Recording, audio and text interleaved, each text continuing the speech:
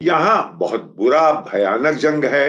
खुदा करे ये किसी तरह खत्म हो, यूक्रेन के लोगों को सुकून मिले, हम तो ये दुआ करते हैं। लेकिन हम ये जो डबल स्टैंडर्ड्स हैं उसको भी, उसके ऊपर भी लोग इशारे कर रहे हैं। वो क्या है कि साहब हाय ये नीली आंखों वाले बच्चे, ये तो बिल्कुल हमारे जैसे हैं।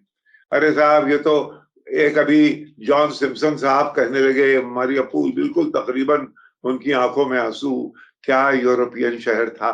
अरे यही जॉन सिम्पसन ये तो बगदाद में भी थे। ये बगदाद जब लूटा गया है, वहां का म्यूजियम दुनिया का अजीम तरीन, तब यहां आंसू नहीं दिखाई दिए।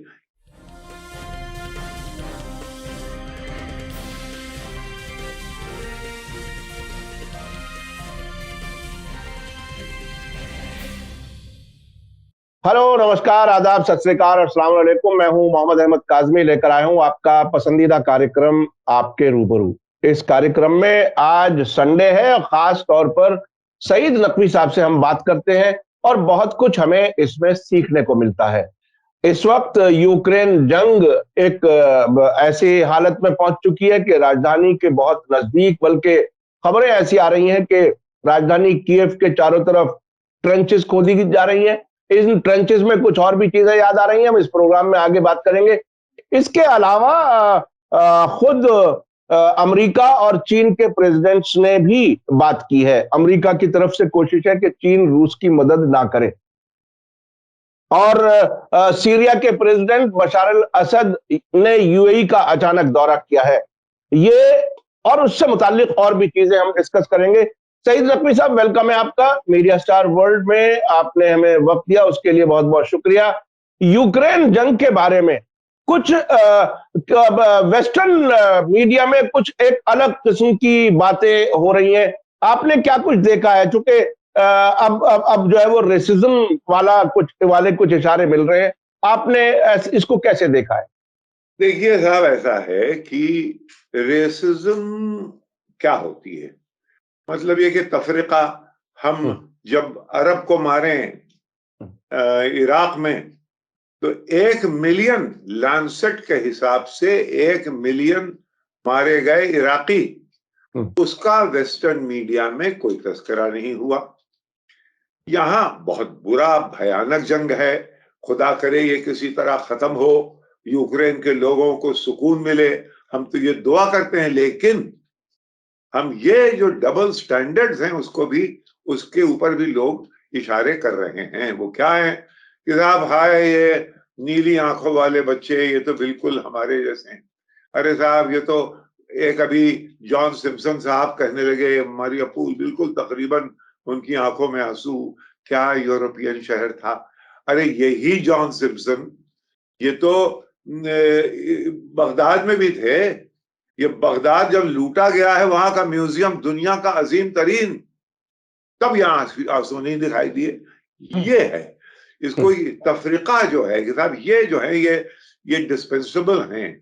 यानी आपके मरीन्स ने मरे हुए अफगानों के ऊपर पेशाब किया, ये खबरें आ गई। अब वो तो रेसिज्म है, जाहिर है। तस्करा आपने नहीं किया, बहरहाल वो लीक हो गई क्योंकि इतनी बेहुदा कहानी थी वो। ऐसी बहुत सी हैं वहां, बहुत सी हैं। लेकिन जब वेस्टर्न मीडिया ये तफरीका करने लगता है, तो फिर वो डिफरेंस मरीन्स और जर्नलिस्ट में कब हो जाता है, समझे साहब? ये है एक बात।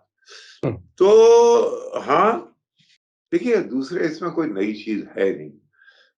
मैंने आपको बताया इराक, सीरिया, लिबिया। अरे साहब लिबिया में छुरी उसको पीछे से डाली गई, कद्दाफी को, तस्वीरें हैं, और वो चिल्ला रहा है वावेला, और चिल्ला रहा है। और आधी स्क्रीन पे, जैसे इस वक्त आधी में आप है, आधी में मैं हूं, आधे में वो चिल्ला रहा है और आधी में Hillary Clinton secretary of state, वो बहुत ही इत्मीनान वॉइस के साथ फरमाती हैं, I came, I saw and he died.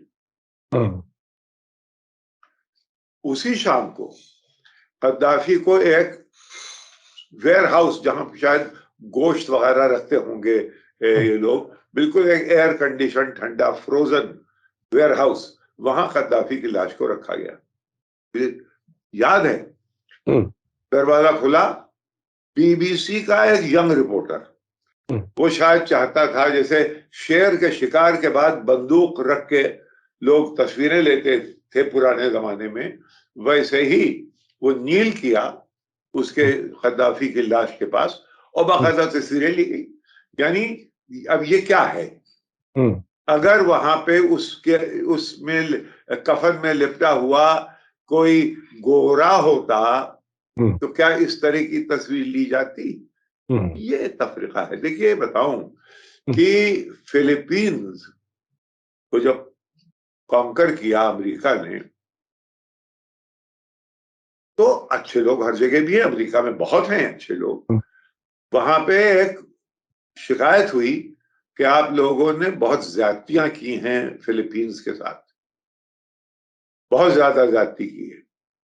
तो सेनेटर बेवरेज, तो और भी सेनेटर्स के अलावा जो सबसे ज्यादा स्पोक्समैन थे, सेनेटर बेवरेज उनका नाम था, उन्होंने कहा साहब आप हजरात ये नहीं जानते हैं कि वहां आप लोग ये कह रहे हैं कि हमसे ज्यादतियां हुई हैं, हमने बहुत जुल्म ढाए हैं, आप ये भूल रहे हैं कि जिन लोगों से हम निपट रहे हैं वो अमेरिकन या यूरोपियंस नहीं हैं, वो ओरिएंटल्स हैं। कहने का मतलब क्या हुआ? कहने का मतलब ये हुआ कि साहब अगर वो होते तो हम बादम मिलते, लेकिन ये तो नीचे लोग हैं।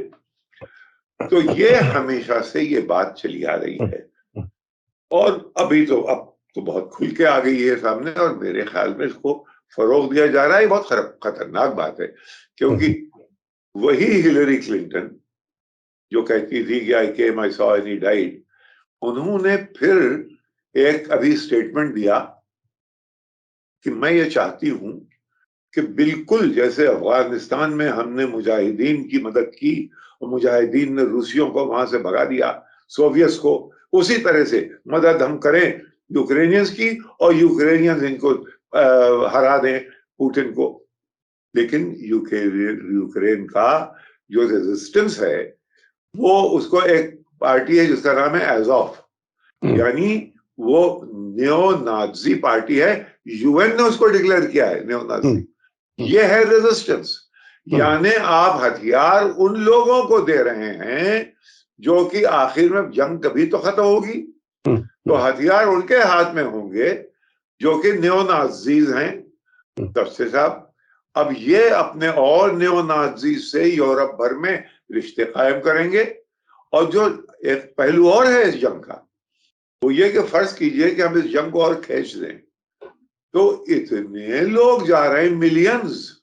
वहां से जब आए थे तो याद है मर्केल की, एंजेला मर्केल के पॉलिटिकल जिंदगी पे आ गई थी, अरे लोगों को यहाँ पे खुले हुए बाहें आओ, और बाकायदा रिसेप्शन सेंटर्स हैं जहां पे कि हर किस्म के लवाजमात मौजूद हैं और रिसेप्शन मिल रहा है। लेकिन यूरोप इस बात को भूल गया है कि ये मिलियंस ऑफ लोग जो आ रहे हैं और आएंगे इंशाअल्लाह, ये सब यूरोप में जाके बसेंगे और यूरोप के अंदर एक सोशल खलफिशार पैदा होगा, क्योंकि वैसे ही माइग्रेंट से वहां लोग परेशान हैं, वहां फिर गोरे और काले माइग्रेंट्स का झगड़ा होगा। और क्या बोरिस जॉनसन डोवर की क्लिफ्स पे हाथ उठा के कहेंगे भाई बस हम ब्रेक्सिट से बाहर हो गए हैं, क्या होगा? तो अभी आगे आगे इब्तिदाई खैर होता है क्या, आगे आगे देखिए होता है क्या। आपने जिस तरह से रेसिज्म को एक्सप्लेन किया, जो बताया, इसमें एक वाकया मुझे अभी ताजा याद आ रहा है। रिपब्लिकन सीनेटर लिंडसे ग्रैहम ने 2 हफ्ते के अंदर 2 बार एक बयान दिया है, दोहराया है बाकायदा, जिसमें कहा है कि पुतिन का कत्ल हो जाना चाहिए। मुझे इस बात से फर्क नहीं पड़ता कि वो कैसे कत्ल किया जाए, और रूस के लोगों को चाहिए कि उससे आजाद हो जाए और दुनिया बहुत बेहतर हो जाएगी पुतिन के कत्ल के बाद। ये क्या कुछ, इसे कैसे देख रहे हैं आप? अरे भाई अब क्या कहें, इसके बारे में हम क्या कहें, आपके जो व्यूअर्स हैं वो देख रहे होंगे कि एक मुल्क का सेनेटर दूसरे मुल्क के लीडर के बारे में ये कहे कि उसको जाके कत्ल कर दो। अरे भाई, अगर आपके यहाँ जाके लोग कत्ल करना शुरू कर दें, हो सकता है आपने तो सुलेमान कासमी को कत्ल नहीं किया तो क्या था, जो इराक के एयरपोर्ट के बाहर और 3-4 उनके साथ जो लोग थे, कत्ल था कि नहीं था? तो आप तो जो चाहे करें और दुनिया में और हो तो आप शिकायत करें। तो अब ये बहुत ही खतरनाक जंग है, लेकिन इसके पहलू और भी हैं जो कि अभी आया नहीं हो रहे हैं। मसलन अभी फोकस है कि भाई इसको किसी तरह से पुतिन को गिराओ, और इसको ऐसा कि अजीब दोरुखी जंग है ये कि पुतिन और एक छोटा सा यूक्रेन लड़ रहा है। दरअसल ये जंग है मीडिया के ऊपर पुतिन और पूरी वेस्टर्न वर्ल्ड से। अच्छा, तो उसमें बाकी तमाम चीजें जो हैं वो दब गई हैं। मसलन कि आपके अमेरिका के एक डेलीगेशन जाता है वेनेजुएला निकोलस मदुरो से मिलने। क्यों? निकोलस मदुरो को ये रिकॉग्नाइज भी नहीं करते वहां का प्रेसिडेंट। वहां एक साहब है गाइडो, जिनको इन्होंने प्रेसिडेंट बना रखा है। शिकायत आपको यह है कि शायद पुतिन रिजीम चेंज चाहता है यूक्रेन में।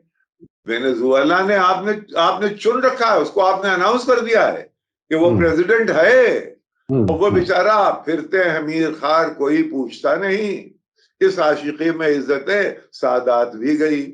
सर बिल्कुल, मुझे एक चीज याद आ रही है, बिल्कुल इसी तरह से यमन के अब्द रब्बू मंसूर हादी को प्रेसिडेंट मानता है आजकल, आज तक अमेरिका और यूनाइटेड नेशन। जी हाँ, और वो अरे साहब अभी जो वहां पे हैं यूएन में जो रिप्रेजेंटेटिव हैं, वो गनी साहब के रिप्रेजेंटेटिव हैं।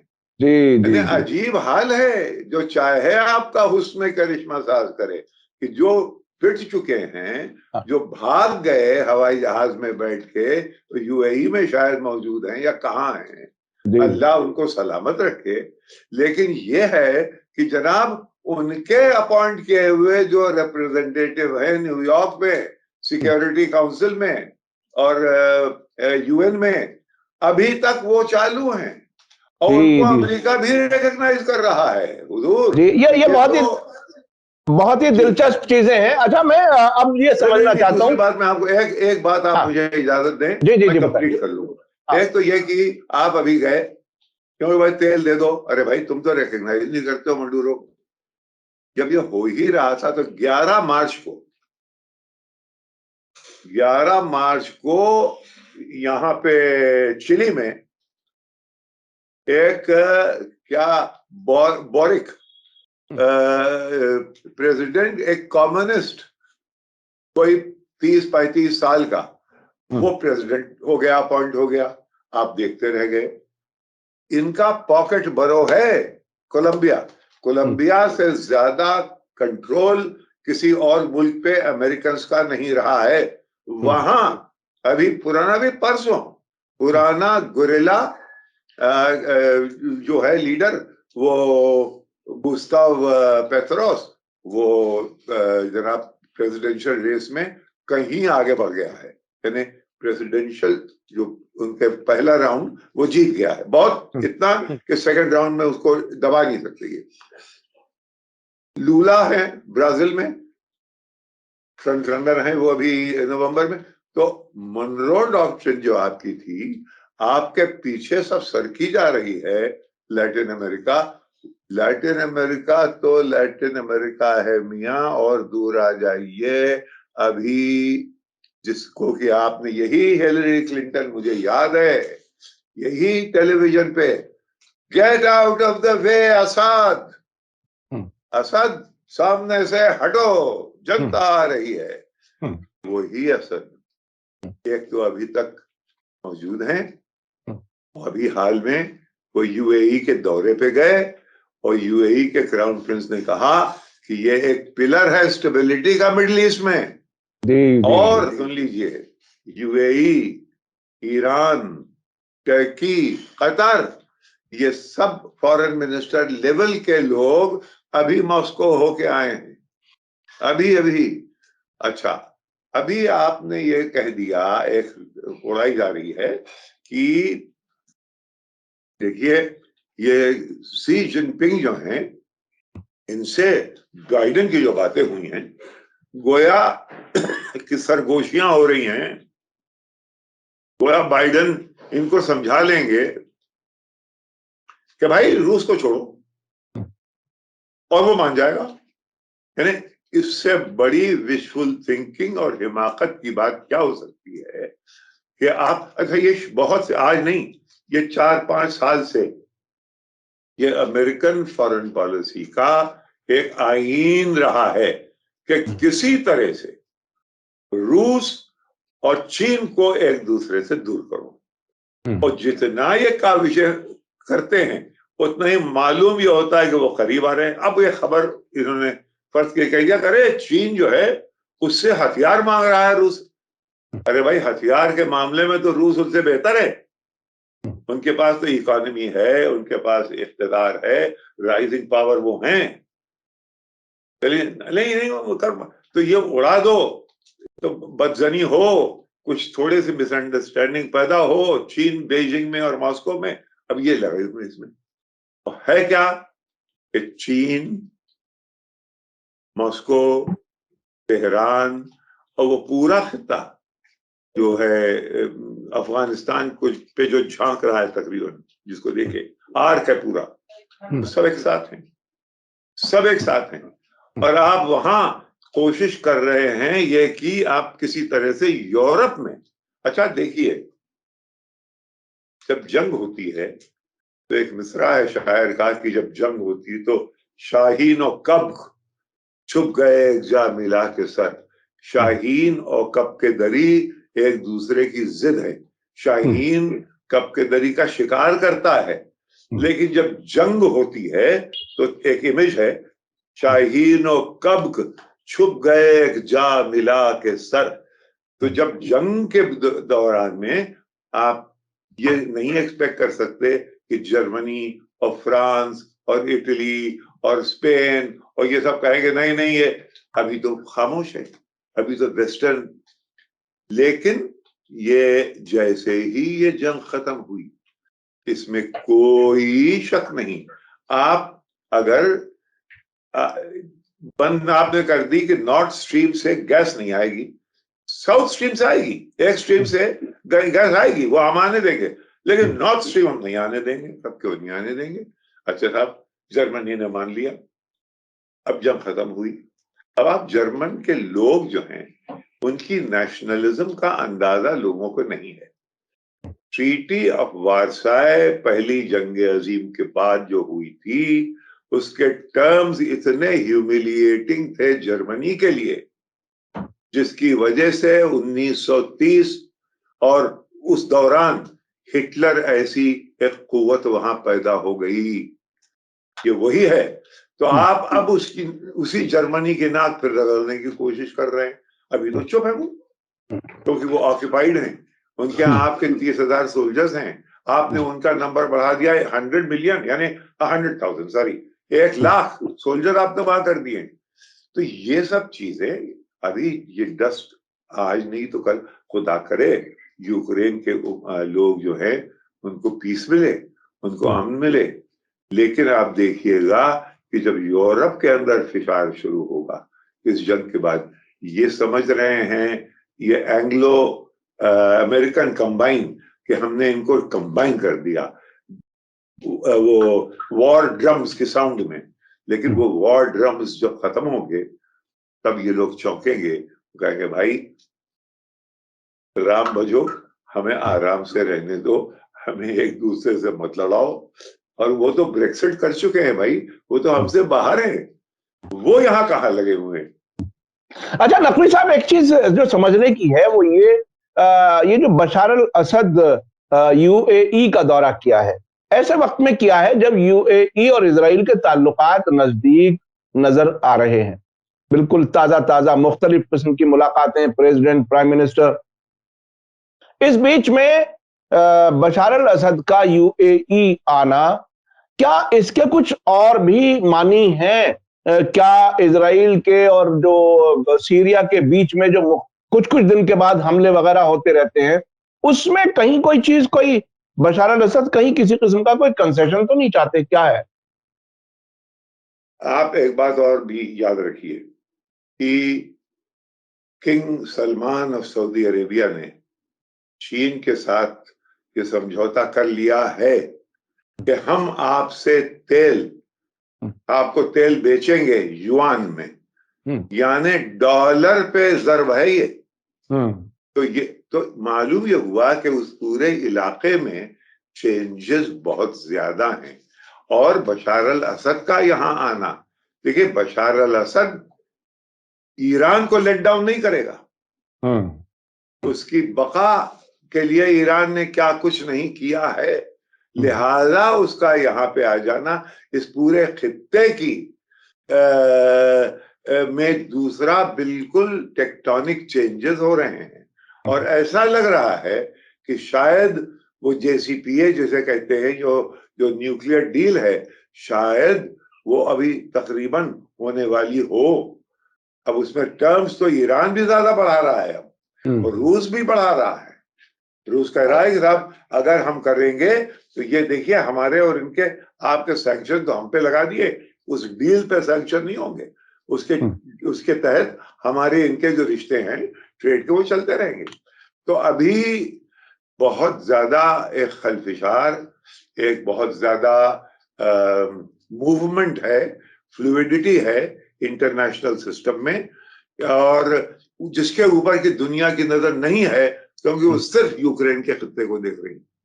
अच्छा, एक ताजा वाकया है नकवी साहब, अभी कुछ दिन पहले ईरान ने इराक के कुर्दिस्तान में अरबिल में मिसाइल से हमले किए हैं, ये कहते हुए कि ये मोसाद के अड्डे थे, उन पर हमने हमले किए हैं। और ऐसी भी कुछ खबरें, कुर्दिस्तान की जो रीजनल गवर्नमेंट है उसने भी कहा कि यहां से कोई ईरान के खिलाफ कार्रवाई हुई थी, उसके जवाब में ये हुआ। ईरान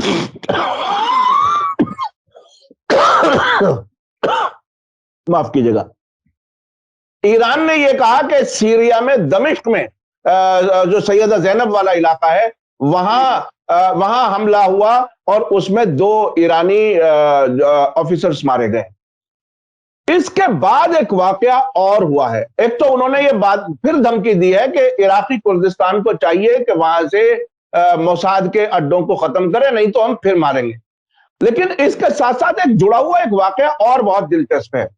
आज ही खबर है इजराइल से कि वहां के प्राइम मिनिस्टर नफ्ताली बेनेट और वहां के डिफेंस मिनिस्टर यार लैपिड, उन्होंने एक जॉइंट बयान दिया है और अमेरिका से यह दरखास्त की है कि Islamic revolutionary guard core IRGC को आप टेररिस्ट लिस्ट से ना हटाएं, चूंकि यही लोग हैं अलग अलग नाम से इराक में, लेबनान में, यमन में, सब जगह ये IRGC है, सिर्फ नाम बदले हुए हैं।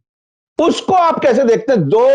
एक ही सरकार के 2 लोग जॉइंट बयान देकर के अमेरिका से ये कहना, इसे कैसे देखते हैं? बिल्कुल, क्योंकि उस एरिया में बहुत ज्यादा उथल पुथल जिसे कहते हैं, चेंजेस हो रहे हैं।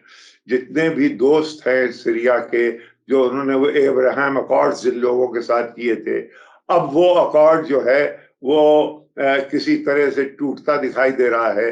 बल्कि ये चाह रहे हैं कि भाई इसराइल के साथ भी रहें, शेख भी खुश रहे, शैतान भी नाराज ना हो, UAE के पास भी चले आए, और ये सारा और दुलार जो है वो ये है कि भाई ईरान इस पूरे इलाके को, इसको हमवार बनाया जाए। यहाँ पे ये दुश्मनी जो है ये हमें बहुत महंगी पड़ेगी, मुझे तो ऐसा लग रहा है। देखिए इसके बारे में कोई इंफॉर्मेशन नहीं है अभी, लेकिन मेरा तज्जिया ये है कि ये सब टेंशन डिफ्यूज करने की बातें हैं उस इलाके में। अब जाहिर है कि एकदम से इजराइल ये तो नहीं कह देगा कि साहब अरबी में उन्होंने मारा, हम उनको खत्म कर देंगे, या ये कि हम उनसे हाथ मिला लेंगे। नहीं, वो यही कहेगा भाई उनको ज्यादा मजबूत मत करो, उनके रेवोल्यूशनरी गार्ड्स को अभी टेररिस्ट लिस्ट पे पड़ा रहने दो। लेकिन क्या अमेरिका ये कर सकता है अगर उसे ये डील करनी है? तो लिहाजा अभी पेश है, मामला अभी सरल नहीं है, मुश्किल है, तो कभी भी इसमें झटके आ सकते हैं। लेकिन बुनियादी स्क्रिप्ट जो है वो इस वक्त वॉशिंगटन के ख्वाब जो हैं वो उसमें पूरे होते, मुझे बाइडेन साहब के ख्वाब पूरे होते नजर नहीं आ रहे हैं। अच्छा, आखिर में बस एक सवाल ये कि हिंदुस्तान ने रूस से कुछ सस्ती कीमत पर तेल लिया है, क्या इससे अमेरिका इसे क्या कबूल करेगा? अमेरिका को गुस्सा नहीं आएगा? हिंदुस्तान को कोई नुकसान तो नहीं होगा? क्योंकि S-400 में भी ऐसा हो चुका है। देखिए, ऐसा होता है ये फॉरेन अफेयर, इंटरनेशनल अफेयर्स में, वहां 3 लोग हैं जो कि हॉक्स हैं, जो उनको जो चला रहे हैं। बाइडेन साहब के अंदर जो एनर्जी है वो है ब्लिंकन, और एक साहिबा है विक्टोरिया न्यूलैंड। ये स्पेशलाइज करती हैं यूक्रेन पे, और ये पहले 2014 और उससे पहले से भी ये, और बल्कि अगर पता नहीं आपको याद है, हमारे तो बड़े अच्छे दोस्त भी थे वो, जेफरी पायट यहाँ फर्स्ट सेक्रेटरी थे अमेरिकन एम्बेसी में। फिर उसके बाद वो जाके यूक्रेन में एम्बेसडर हुए, और उनकी और विक्टोरिया न्यूलैंड की बाकायदा, यानी जब वो 2014 का वाकया हुआ, जितनी भी अपराइजिंग वहां हुई हैं उनमें वो मुलविस थे। भाई हमको तो बड़े अच्छे आदमी मालूम होते थे, बड़े दोस्त थे, लेकिन बाद में पता चला कि वो यहाँ पे CIA के बड़े ऑपरेटिव थे। तब हमें तो अंदाजा नहीं हुआ था। ये वही हैं जो कि मुझसे कहा करते थे कि अब आप लोग सपोर्ट करना शुरू कीजिए, हिंदुस्तानी फौजों को नॉर्दर्न इराक भेजिए, वहां पे वो जो खित्ता है अरबील, जहां भी अभी ये पूरा ये कुर्दिश इलाका जो है उसकी देखभाल हिंदुस्तान की फौजें, यानी लोगों को यकीन नहीं आता है कि तकरीबन ये तय हो गया था, जहाज तैयार हो गए थे, और ये हजरत गए थे जो कि पॉइंट मैन थे, वो जेफरी पायट थे, और उन दिनों में मलफर्ड एम्बेसडर थे यहाँ पे। इन लोगों ने बाकायदा इन्हें कन्विंस कर दिया था कुछ लोगों को। ये अटल बिहारी वाजपेयी, तो वो भी एक किस्सा बड़ा अजीब है, उसने किस तरह से इसको खत्म किया, कभी आप वक्त देंगे तो। नकवी साहब, आपसे हमेशा बात करते हैं, जब भी कुछ ना कुछ सीखने को मिलता है। मैं आखिरी इस वाकये में आपको बताऊं, आपको शायद याद होगा, उस वक्त मैं इराक में जब कवरेज के लिए था, तो सलाहदीन जो सूबा है जिसकी राजधानी तिकरीत है, जो सद्दाम हुसैन का होम टाउन है, वहां के गवर्नर ने एक बात मुझसे कही थी, क्योंकि इतने दिन के बाद तो जिसे कहते हैं अनक्लासिफाइड भी हो जाती है चीजें, तो उसमें उन्होंने कहा था कि भारत सरकार से कह दो कि यहां अपनी फौज ना भेजें, यहां के लोगों को कश्मीर और गुजरात याद है। ये बात उन्होंने कही थी। तो और इजरायली फौजों की आने की बात जब उनसे कही, तो उन्होंने कहा कि कोई बात नहीं, उन्हें तो हम वेलकम करेंगे, यानी हम उनको अच्छी तरह से जवाब देंगे। इस किस्म का रिएक्शन था, और भारत से चूंकि वहां के लोगों को लगाव है, इसलिए उन्होंने एक तरह से मशवरा भी दिया था कि भारत की फौजें यहां ना आए। जी, आप कुछ आखिर में कुछ भारत से जो लगाव है मिडिल ईस्ट के तमाम ममालिक में, उसका हमें अफसोस ये होता है कि यहाँ के लोगों को और यहाँ के लीडरशिप को इस बात का एहसास नहीं है। वो उसको वो मुस्लिम नॉन मुस्लिम प्रिज्म में देखने लगते हैं। ये है ट्रेजेडी पाकिस्तान के रिश्तों की वजह से, कि अरे भाई, इतने जवाहरलाल नेहरू के बारे में तो हमारी, मैं क्या बताऊं कि क्या व्यू था, जो अरब उनकी पूजा करता था। जी जी जी। और हिंदुस्तानी फिल्में सब जगह देखी जाती हैं, उसका भी एक बड़ा अच्छा असर वहां पर है। बहुत जी जी, बहुत बहुत बहुत बहुत बहुत शुक्रिया सईद नकवी साहब, आपसे बहुत सी चीजें हमें सीखने को मिलती हैं, जो चीजें आपने अपने जाती तजुर्बात भी आपने शेयर किए, और क्या कुछ यूक्रेन में हो रहा है वो आपने बताया। सीरिया के प्रेसिडेंट UAE आए, इसकी कितनी अहमियत है वो भी आपने बताई, और भारत ने तेल खरीदने की बात की, उसका भी आपने कुछ चीजें ऐसी बताई जो हमें बहरहाल हमेशा कुछ ना कुछ सीखने के लिए मिलता है। और इराक भारत की फौजें नहीं गई, वो वाली बात भी हमारे सामने आई। बहुत बहुत शुक्रिया। इसी के साथ मुझे दीजिए इजाजत। धन्यवाद, शुक्रिया। जय भारत, जय हिंद। मीडिया स्टार वर्ल्ड के और वीडियो देखने के लिए हमारे चैनल को सब्सक्राइब करें और सीधे नोटिफिकेशन पाने के लिए बेल आइकन दबाएं। और अगर हमारी खबर सच्ची और अच्छी लगे तो अपने व्हाट्सएप, इंस्टाग्राम, फेसबुक और ट्विटर अकाउंट पर जरूर शेयर करें।